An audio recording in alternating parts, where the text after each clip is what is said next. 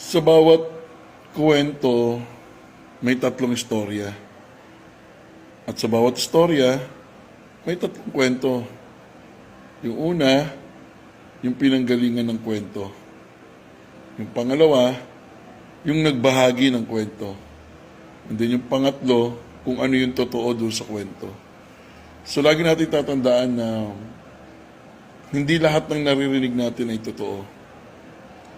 At hindi lahat ng sinasabi sa atin ay totoo.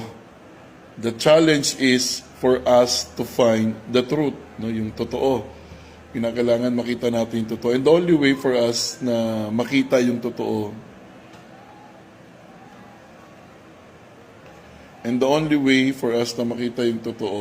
is alamin yung pinagmulan ng kwento at kung ano yung sinasabi dun sa kwento.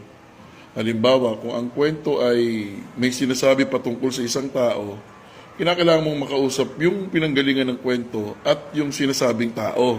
Kung totoong ginawa niya yon, siya ba yon, ganun. So lagi natin titignan yung both side of the story for us to look into the truth.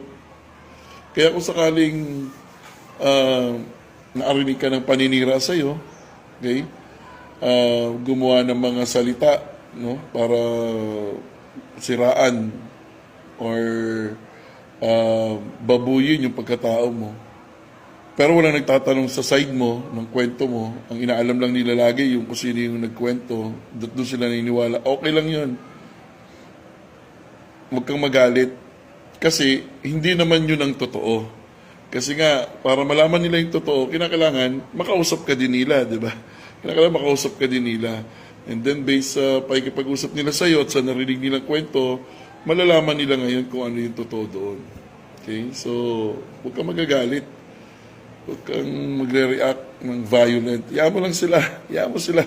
Sa pag tinanong kanila, hiningihan yung side mo, then that's the time na ikwento mo yung kwento mo. Pero hindi mo kinakailangan i-justify, hindi mo kinakailangan ipaglaban lagi yung sarili mo, hindi mo kinakailangan magalit, mag-post ka sa social media. Wag. Kasi ikaw sa sarili mo, alam mo na kung ano ang totoo. At alam mo kung ano yung paninira lang.